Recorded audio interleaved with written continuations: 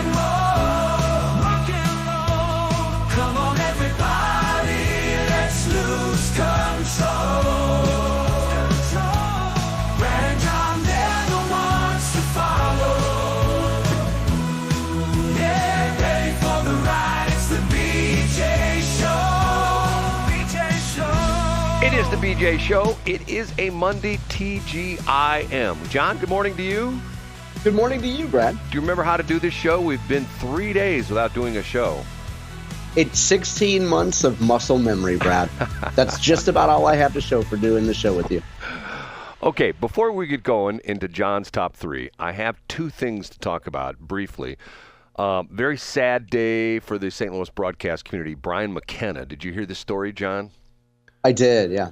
Brian McKenna, who was a longtime sports radio guy in the St. Louis area, infamous for being on, and I mean infamous in a couple of different ways, for being in KFNS and the other sports stations for a long time, had essentially beat cancer and unfortunately was killed. Was it Friday night, Saturday night, Friday night? Hit by a car on Hampton. I mean, that's one of those crazy things where you dodge one bullet and another one gets you. You know what I'm saying, John? I do know. Yeah, it sounded very sad, and it seemed like universal praise from the folks who knew him and worked with him. Well, one of those guys that, you know, sort of had a different persona on the air. Some people called him sort of a SD, if you know what I'm saying. The D is a disturber. But off the air, really great guy. Did a lot of work for local charities and things like that, and very sad story. Once again, you beat cancer, and you get hit by a car. Weird stuff. Okay, secondly, I made my trip down to Jefferson City, and I have a couple different things I talk about in B Block. But I sent a nice little thank you, or a nice little congratulations to Randy Tobler, who does the show on the Eagle 93.9 with your buddy Stephanie Bell, right? Yeah. And sent him a nice little text as I was driving down there listening to him and Stephanie. And by the way, you know, I don't mean to bring up things I shouldn't talk about, but they were talking about Botox, and she was talking about how she uses Botox. Do you think she needs any work, John? I think she's a very attractive woman to begin with, wouldn't you say? I think that would be like if you take your top car, Brad, and you say, well, Brad, why do you polish and wax it? Like you take something that's already good looking and you make it incrementally better looking. Yeah, I think that, you know, if I would say that whatever Steph is doing, it's working really well. Yeah, I sent Randy a nice little. I'd listened to him in the morning, and he says, "Thanks, Brad. Totally different vibe on the drive time pace. How's your world going? I know the show with John is super popular." That's what Randy Tobler says. Oh well, that's kind of Randy. Thank you, Randy. That's very kind of you. And Randy's one of these guys. If you don't know who Randy Tobler is, Randy has more talent in his little finger than I have in my entire body. First off, the guy is an exceptional musician. He's a doctor, an MD, an OBGYN. For a while, he lived in the St. Louis area. He grew up here in St. Louis. His father was a music teacher at Lindbergh High School, and he became a very, very, very excellent instrumentalist, plays trombone, low brass. I think he played trumpet as well, too. Actually played with some touring groups. I believe at one point in time he was playing with, like, Count Basie or something like that. Somebody told me he actually played for a while with Ike and Tina Turner. I don't know if that's true or not. But I don't know if you know the story. Do you know how he ended up in northwest or northeast Missouri at their hospital? You know the story behind that? No, I don't know that story. He decided that he did not want to bring his kids up in the St. Louis area, saw things going bad, and decided they needed a change of pace. And he took a job at a very, very, very small hospital. I want to say in Macon, Missouri, up in northeast Missouri, up near the Davenport, Iowa area. And he ultimately became the head of the CEO of the hospital.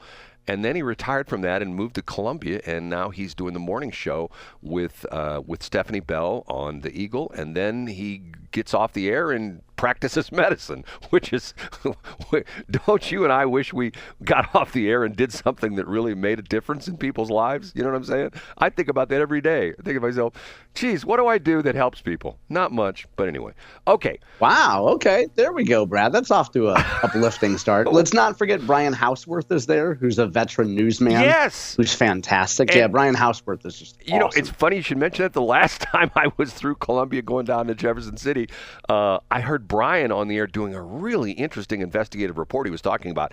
And believe it or not, John, I called the radio station. Yeah, it was about the crime thing. Tell that story, Brad. Well, I didn't text ahead, by the way, John. You know, John always admonishes me if I make a phone call after, I should text first to tell, hey, I'm going to call you on the phone, and then people will or else I'm not going to answer. Right. Sure. Go ahead. Anyway, the receptionist put me through to him, and he was a super nice guy. I remember him from the days when we had Missouri Net on KSLQ, this very station. He did a lot of reporting and stuff like that. Yeah, he did. Okay, it's on with the show. We bring in this guy right here. What's your name again? I'm Casey Kasem. And what Casey does is he counts down John Combest's top 3. The top 3 comes from John Combest's site. You go to johncombest.com, C-O-M-B-E-S-T, johncombest.com. He has 20, 30, 40, sometimes even 50 different stories on there, things that you should know about. But we count down the top 3. This is according to John, and we start off with... In third place... Speaking of Jefferson City, Missouri legislators are back today. They'll be talking about the budget. They'll be talking about the child care crisis. They'll be talking about tax cuts and what tax cuts might mean, not just to your pocketbook, but to your local government. So after a week of spring break, legislators are back. You know what they say, Brad? When lawmakers come back, watch your wallets. That's what we used to say when Democrats ran Jefferson City.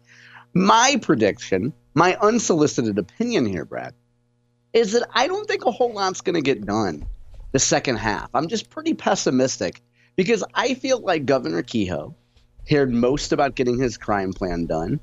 That's done. And I think that some lawmakers would like to see a little bit of progress on some legislation and then leave a little bit for next year. You know, you don't want to accomplish everything in 1 year. Because then when you go talk to your constituents in the summer and the fall, in the early winter, you don't have that feeling of import like, we got to be back there in January and I'm going to tell them that you're going to get your tax cut. So I think they'll leave a lot on the table. I think there'll be a little bit of action on maybe a state income tax cut. I don't think that's going to pass. And we'll see, Brad. I hate when people end a paragraph by saying we'll see. But I'll just go out on a limb and say not much is going to happen the second half of session. That's almost as much fun as when people start tweets with FYI. You know what I'm saying, John? FYI, just for discussion, Brad. And then my favorite thing is then you go to their replies and you see some old guy say, PBS. PBS. No, NPR. Okay. John, interesting thing you talked about when I was driving back from Jefferson City on Friday. I was listening to Tracy's station, 93.3, and they had one of the legislators on, and they were talking about the initiative petition reform. And she said the chances of that passing this year, guess the number. 0.0.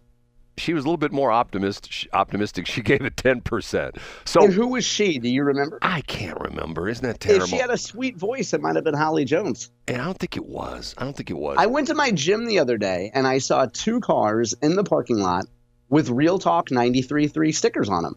And I was like, look, a radio station that does promotion. And then I was like, it's awesome to see, like just in West St. Louis County, people listening to Tracy's, not only listening to Tracy's station, but showing support with like window stickers, you know? Thanks, John. I appreciate that. They are a great station. And on March 27th, 2 members of that crew will be at the Franklin County Republican Central Committee. That's right. That's this Thursday. Okay, one other thing before I go any further on that is remind me in B Block, I will tell you how. As a matter of fact, I'm almost tempted to call Bill Eigel and get him on the air this morning and put him on the spot because I can back him into a corner so well that you wouldn't believe it. But I can tell you how initiative petition would instantly pass and it would be adopted. I can tell you how that would happen. Are you ready for that? I'll do that in B block. Yeah, I would love that, Brad. Okay, I'm telling you, guaranteed 100%. Okay, here's number 2. Up a notch to number 2. A story that broke on Friday when we were off the air. I should say the action happened on Thursday, and a bunch of news stories came out on Friday about it. I'll read to you from the Post-Dispatch, Brad. The husband of former U.S. Representative Cori Bush has been charged with wire fraud. Did you dig into the story at all on Friday, Brad? I did, and there's a couple interesting. Did you look at the Jane Duker post by any chance? Is she talking about this? This is pretty interesting. I did not see Jane's post on it. But for folks who might not have seen it, in short, and you've seen the coverage of this, Brad, correct me if I'm wrong here, but what I gather from the coverage is that this gentleman, whose name is Courtney Merritt's, he's 46 years old. He lives in St. Louis. He had been in the news previously for doing security for Cori Bush, who at one point he was dating and then was his girlfriend, and then now they're married. And he garnered a lot of controversy, I guess you could say, because Cori was paying him out of her campaign funds to do security. Anyway, according to the allegations, in 20 and 21, he filed fraudulent applications. And in short, from what I read, he lied about the number of employees he had. He allegedly lied about the number of employees he had. He allegedly lied about the amount of revenue he was bringing in, whether or not he actually had a business or not. And I guess the idea is, if you lie on these sort of applications and you claim you have a bunch of workers and you claim you have a bunch of revenue, then you'll get a commensurate amount of money from the federal government, at which point the feds say that he used for his own personal gain. So in other words, he lied about having multiple businesses, it appears, and then used whatever loan he got for personal gain, and then, of course, never paid the money back. His attorney, for their part, says, like anything else, there are two sides to the story. The quote is, as with any indictment, this is only the government's version of the story. We look forward to litigating this case in federal court in Washington. And, of course, the case was brought by former St. Louisan Ed Martin in Washington, D.C. Interesting. By the way, it was last week, I believe. I heard Bob Onder. I can't remember what station I was listening on, and he was on Mark Reardon on either Mark Reardon or Mark Cox on Friday. He was well, it wasn't. I didn't hear this on Friday. This was a different day he was on. Oh, okay. But he was talking specifically about Cori Bush, and the question was asked about how he's getting along with Wesley Bell and Holbit. Talk about how they've done great, and Bob Anders said.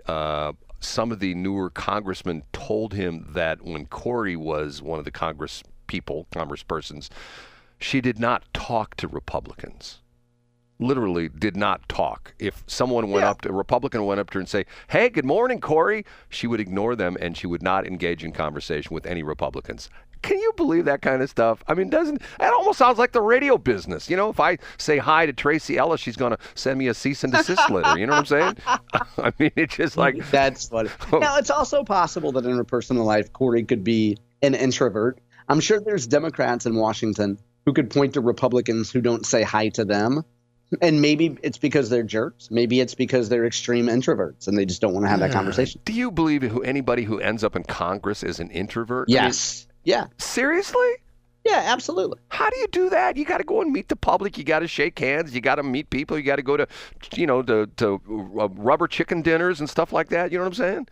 Yeah, I think there are plenty of people who turn it on during the workday. I think there are plenty of people that listen to our show who are introverts, who are in Jefferson City, who turn it on during the day and smile and make nice and say, "Hey, how did you guys do during the tornadoes?"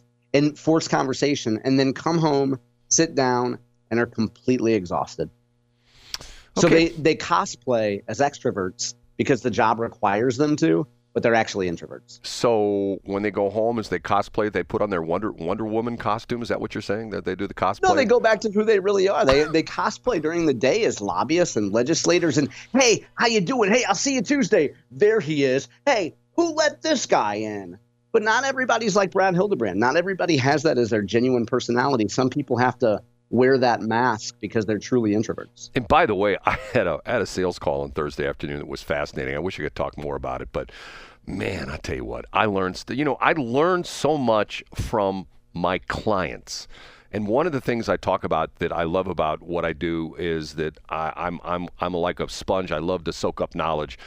I know a little bit about a lot of different businesses because of the fact that effectively advertise what they do. You have to learn their business a little bit. And man, did I learn some stuff on Thursday, but that's a whole other story. Okay, we move on to the number one. Some great news that was teased on Friday and came out over the weekend. Great news for the St. Louis area, that is. The headline from the Post-Dispatch. In a win for St. Louis, Boeing lands the contract to build the F-47, the nation's next-gen fighter. Brad, this is a subject near and dear to your heart because you are an aviation expert. I'll hit the highlights here quickly. In fact, not only was there a ton of local coverage, I linked to a KSDK piece today where the folks interview Senator Eric Schmitt, and Schmitt points out that he's been working the White House as long as Donald Trump has been in office. I think before Donald Trump was back in office, about the need for this next generation technology. Eric Schmitt was on Fox News yesterday morning talking about what this means for the St. Louis area, what it means for our nation's defense, the work that he did to secure the F-47 for Boeing here in St. Louis. But it appears to be, Brad, according to this piece in the Post-Dispatch, tens of billions of dollars, the contract is likely worth hundreds of billions of dollars over coming decades. So that's plural. This isn't like some one-time Boeing site expansion where they hope to maybe bring a little bit of work in sometime. This is a huge deal for the St. Louis area. John, and you know what? Can I be honest with you? When I heard this news, did you know anything about this whole F-47 program? Did you? I mean, before this news hit? And chatting with folks over the weekend, I can't share too much here, but there were a lot of folks that knew that it was going on and got a heads up about it, and then were, sworn to secrecy as they should be, and, don't say anything about it publicly. You know how that is, Brad. Sometimes people have private conversations and don't go around talking about them. But there were a lot of people that late last week were sworn to secrecy, but had been working on this for years to bring this here. But I didn't even know there was a next-gen fighter program. I mean, when I heard this, I thought to myself, I didn't even know they were doing anything on that, because there's been so many changes and things like that. And one of the things that I think you have been proven with the Ukrainian war is this whole crazy thing with drones. Why spend, no, seriously. I was going to, hold on, wait 1 second, Brad. There's a headline I have up today about drones, and I have to confess, I had a morning fantasy of mentioning drones and asking if any military groups use drones and seeing how long you could buy into that question. Go ahead, Brad. So in other words, you're making fun of me on that one, or what? No, I'm saying because you tell the story every other week about how drones are used for military purposes, right? Well, the Ukrainian war has proven the fact that you don't need, $300 million fighter jets. You could go just buy a whole, you know what the military should do? They should go to Home Depot and they should just buy a whole fleet of them for what it takes to buy one plane. You could buy like what, John, 1,000 of these? Probably a couple 100,000 of them for one plane. Oh, wow. Imagine. Let's get back to the story real quick, Brad. And so the great thing is I asked somebody who knows about these things. I said, so is this a blow to like the Lockheed Martins of the world? And yeah, if you're Lockheed, you probably did something similar. You put together a very pricey bid for the next gen fighter and had a team working on it for many years. So competitively, this is a huge thing for Boeing. Oh, yeah. Well, there's no doubt about that, because Boeing competed for the F-22 and the F-35 project. And they actually built prototypes in the whole bit. But like I said, it caught me off guard. I knew nothing about this. And it was sort of funny. Did you hear Trump talking about the number of the fighter? Did you hear this story? Yeah, he said that the generals chose it. Right. It wasn't him. It wasn't him at all. Why would you think that Donald Trump would choose F-47, Brad? I don't know. Well, it could have been the F-45-47 fighter, and then you would have known, yeah, that's Trump's behind that. Right. That's true. Okay, we have to take a break. We will be right back, and I will give my dissertation on my trip to Jefferson City, and to the point where it's interesting, because as I came into Jefferson City, I got pulled over by the police. No kidding. I pulled over by the police. And I told him that, who I was. And I said, do you know who I am? And he goes, I don't know. I go, I'm Brad of the Brad and John Show. And he says, I don't know who you are, but we know John Combest. He's down here in Jefferson City all the time. Every week, I'm a staple. I'm posted up at the bar just slugging shots.